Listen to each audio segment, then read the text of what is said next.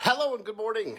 I am just overjoyed for a lot of reasons. One, again, a big thank you to everybody who has pre-ordered the book at guidetothegrind.com. I really appreciate it, and I'm super excited to get the work out there. I'm going through a lot of stuff doing it. It's really interesting because there's a lot of anecdotes that I'm putting in there as examples for things, and it's helping me reprocess these things. And in some cases, I'm starting to remember who the hell I am. It's interesting. It's a great process. My tongue's all brown from coffee. I don't know, I'm reflecting a little bit because I remember when I first started doing any kind of social media and how nerve-wracking it was to come on and just put a post of words. Because I used to do it a lot when I was in network marketing because I was using I have a pretty good network, I would say. Which is good for network marketing. Anyhow, I'm feeling a little weird today. It was nerve-wracking to put those things out there, even if it wasn't anything terribly personal. It was just putting yourself out there, whether it was a post or a quote or asking for people to sign up for something. And the more I did it, the easier it got. To the point where now I actually look forward to it. There's been so much going through my brain for the last hour and a half that I needed to get out and talk to you about that I'm excited to do it. I love the fact that I get excited about this. Let's dive into it. I was going to do a walk and talk today. Like I said, I'm feeling a little weird. I was going to do a walk and talk today, but it's bitter cold out. I used to be so much tougher when I was in the film business. I could stand out in the cold. Now, not so much. Glad hunting week is over. Plus, it's super windy, and the message is more important than the medium. And if you can't hear the words, then the message isn't being conveyed. That being said, I sometimes put constraints on myself when it comes to what I share on here. I'm not really sure why. I've kept it mostly to mindset and communication up until this point. And I kind of kept my podcast separate, and that was mostly about finance. There were some great guests on there, and there will be some things coming soon, hint, hint, to do with that. But I want to talk today about something that really pisses me off. Because people are being misled.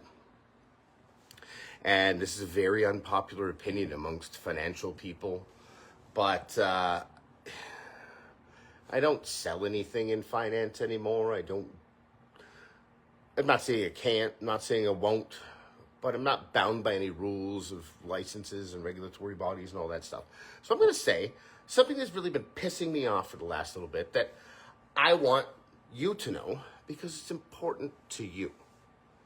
I had a friend of mine call me last week, 2 weeks ago, asking me for advice on something. He's got a bit of a sum of money and he's going to the bank to meet with this guy, and this guy's telling him to put it in this and that and blah, blah, blah. Everything that the guy told him, not everything, he wasn't given all of the information. Let me back this up a bit.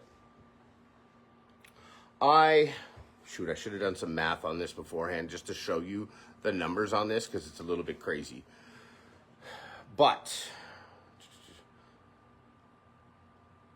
so I recently went to the bank. Sorry, I'm doing the math in my head. That was why I blanked out. Recently went to the bank and I had to change some stuff around with accounts and stuff because of an association that I'm a part of and I'm the treasurer for. And as I was sitting there, they had this placemat on the desk. And on that placemat, they were telling basically it was collateral to sell mutual funds. And on there, it said that mutual funds return annually better than a house does. And it showed that mutual funds on average are about 6% a year, 8%, I don't remember the math. But that a house appreciates on average about 4% a year, which is true. It is absolutely true. However, it's not all of the information. First of all, when it comes to the mutual fund side of it, what are the fees? And if there's no appreciation, am I still being charged the fees? These are important questions. Just a little thing there, if you want to know what the fees are or what the actual rate of return is going to be on a mutual fund when you're talking to somebody, ask for the APR versus the API, the annual percentage yield versus the annual percentage return. Sorry. It's been a while since I've talked about this stuff, but the yield is what you want. The yield is after their fees. So looking at this, I see what their return is, but they're not mentioning the fees on the mutual funds, which we pay the highest mutual fund fees on the freaking planet here in Canada.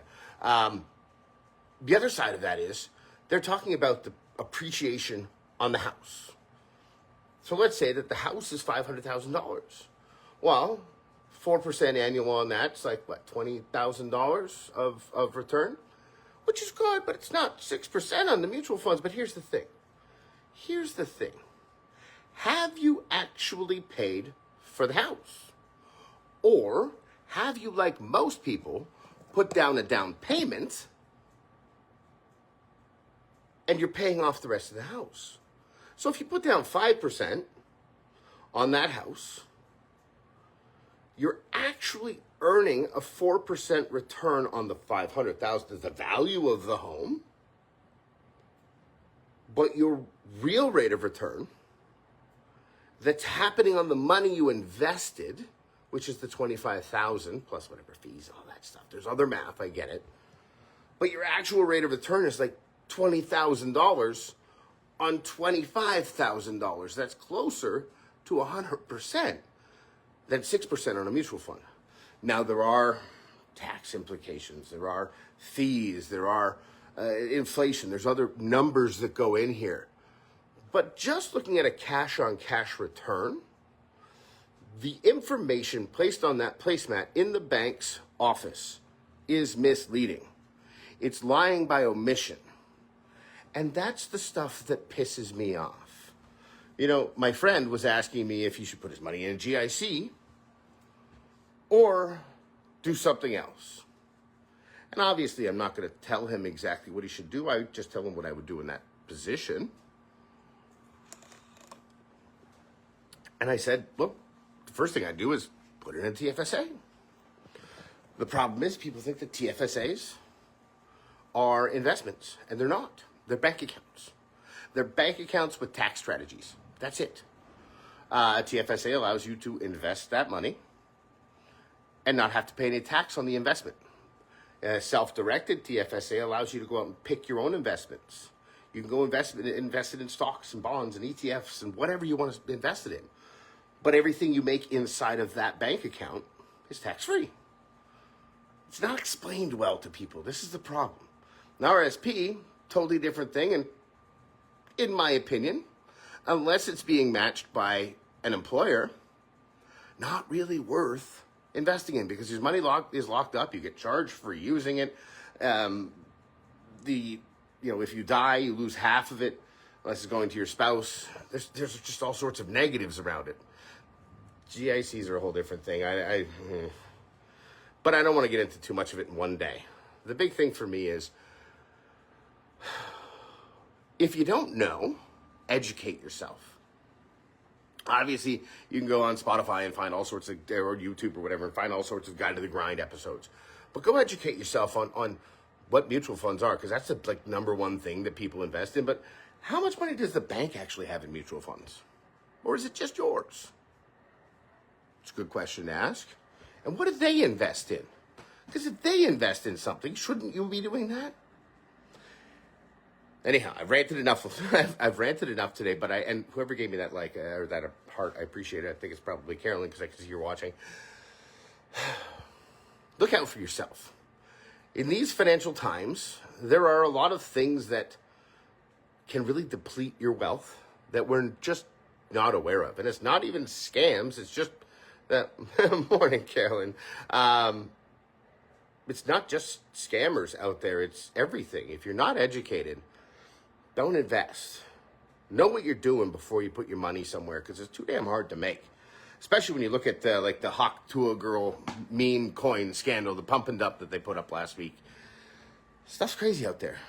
Protect yourself. Protect your family. Get educated before you put your money anywhere, because it's just too darn hard to earn. Anyhow, that's it for me today. Again, thank you to everybody who's pre-ordered the book. I really appreciate you. You can find your copy at guidetothegrind.com.